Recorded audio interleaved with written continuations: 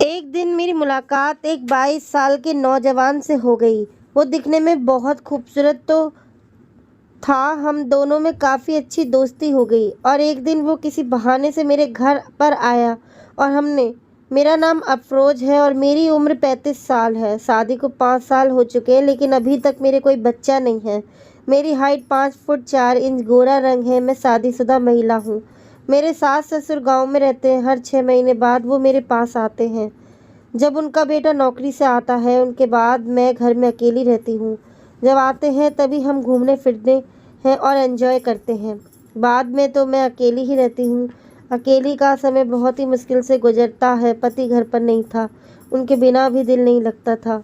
बड़ी मुश्किल से टाइम पास करती थी। अपना टाइम पास करने के लिए ही मैं जिम को ज्वाइन किया था। मेरे पति समुद्री जहाज़ पर काम करते हैं, इसीलिए वो 6 महीने या 1 साल में एक बार आते हैं।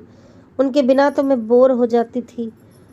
कर भी क्या सकती थी, मैं घर पर अकेली रहती थी। इसी वजह से मैं खुद को दूसरी चीज़ों में व्यस्त कर दिया करती थी, जैसे कि रोज़ सुबह 7 बजे उठकर और नहाकर 8 बजे जिम जाना, वहाँ से करीब 10 बजे वापस आना, उसके बाद नहाकर अपनी नाश्ता बनाना, 12 बजे डाइट लेना, 2 बजे डाइट लेना, 4 बजे कॉफ़ी पीना, दोस्तों और परिवारों के सदस्यों को फ़ोन करके बात करना और रात को 8 बजे लास्ट डाइट लेकर करीब 10 बजे सो जाना।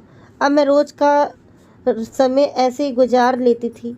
अब यह मेरी दिनचर्या बन चुकी थी, क्योंकि मैं घर में सारा दिन अकेले रहती थी।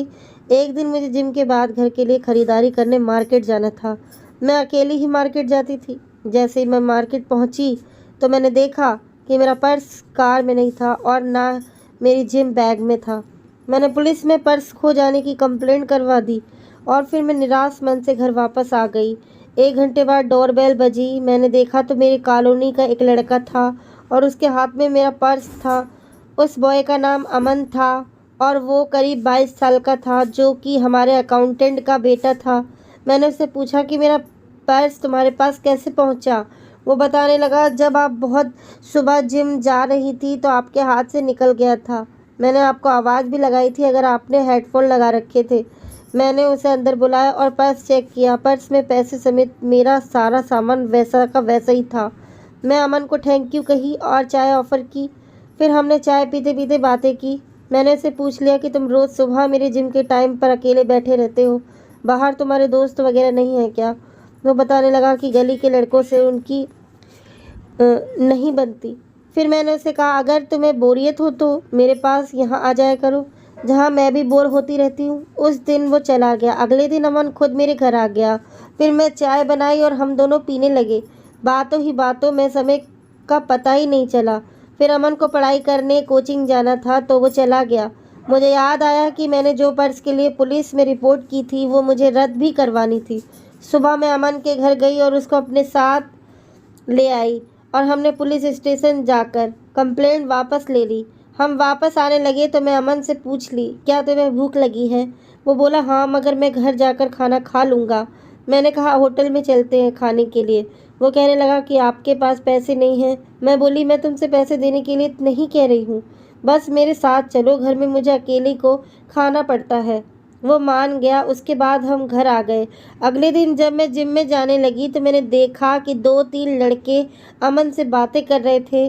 फिर जब वो मेरे घर आया तो खुद ही बताने भी लगा कि आज गली के दूसरे लड़के खुद उससे बात करने आए। मैंने कहा, ऐसा क्यों? वो बोला, पता नहीं, जब भी मैं आपके साथ जाता हूँ तो वो देखते हैं और फिर आप खुद ही बात करने लगी। मैं बोली, हाँ, वो इसीलिए ऐसा कर रहे हैं ताकि तुम्हारे जारी उन्हें मुझसे बात करने का मौका मिले। वो बोला, हाँ, शायद ऐसा ही है। अब अमन और मैं एक दूसरे के फ़ोन नंबर ले लिए थे।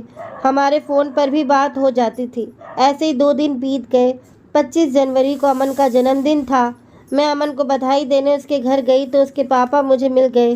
वो हमारे अकाउंटेंट थे। मुझे देखकर बोले, बेटा तुम यहाँ कैसे? मैंने कहा, मैं आपके बेटे को बर्थडे विश करने आई हूँ। वो पूछने लगे, तुम अमन को कैसे जानती हो? उनको मैंने सारी कहानी बताई कि कैसे मेरे पर्स वाला मामला हुआ था। मैंने कहा कि अमन बहुत अच्छा लड़का है, वरना आज के समय में कौन ऐसे पर्स पैसों से भरा वापस कर देता है। यह सुनकर उसके पापा खुश हो गए। वो बोले, मुझे अभी काम से बाहर निकलना है, अमन कॉलेज से आता होगा, तुम उसका इंतज़ार कर लो। मैं बोली, फिर मैं आ जाऊँगी। मगर वो जिद करने लगे और कहने लगे कि अपना ही घर समझो। मैं वहाँ पर अमन का इंतज़ार करने लगी। मैं उसके रूम में गई तो मुझे वहाँ एक डायरी मिली जिसमें उसने सिर्फ मेरे बारे में ही लिखा हुआ था। मैं हैरान हो गई। उसे पढ़कर उसमें लिखा था, आज मैंने अफरोज को देख बहुत खूबसूरत लग रही थी, बात करना चाहता हूँ पर कैसे समझ नहीं आ रहा है। इस तरह से उसने बहुत सारी बातें लिखी थी। उसमें पर्स वाली बात का जिक्र भी था। फिर दरवाज़ा खुलने की आवाज़ आई तो मैंने वो डायरी रख दी।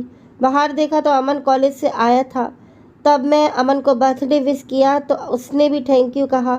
मैं अमन को बाहर जाकर पार्टी करने के लिए कहा। हम गए और पार्टी करने आए। उस दिन हमने खूब एंजॉय किया। उसके अगले दिन अमन मेरे घर आया तो उसे वक्त में लाल रंग की साड़ी घेरे गले के ब्लाउज के साथ पहनी थी। उसमें काफ़ी अच्छी लग रही थी। अमन मुझे देखते ही रह गया। मैंने कहा, क्या देख रहे हो अमन? अमन ने कहा, आप बहुत खूबसूरत लग रही हो। फिर हम चाय पीने लगे और हमने बहुत सारी बातें शेयर करी। अगले दिन जब मैं उसके घर बैठने गई तो मैं उसकी फिर डायरी को पढ़ा। उसमें लिखा हुआ था, आज मैं अफरोज के घर गया। उसने लाल रंग की साड़ी पहन रखी थी जिसमें वो बहुत अच्छी लग रही थी। लेकिन मैं अफरोज को कुछ नहीं बोल पाया कि कहीं वो बुरा ना मान जाए। मैं उसकी दोस्ती खोना नहीं चाहता हूँ। आप मुझे पता चल गया है कि अमन के मन में मेरे लिए कुछ भी गलत भावना नहीं है। अगले दिन वो मेरे घर आया तो मैं त्वचा के रंग जैसी साड़ी पहनी हुई थी। उस दिन मैंने अमन को देखा कि रह गया।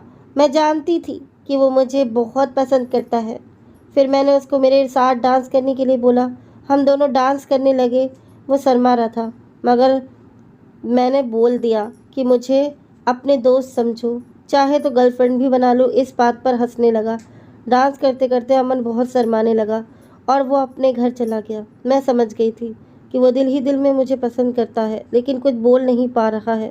अगले दिन जब उसके आने का समय हुआ तो मैं नहा कर आई थी तो अमन फिर से आ गया।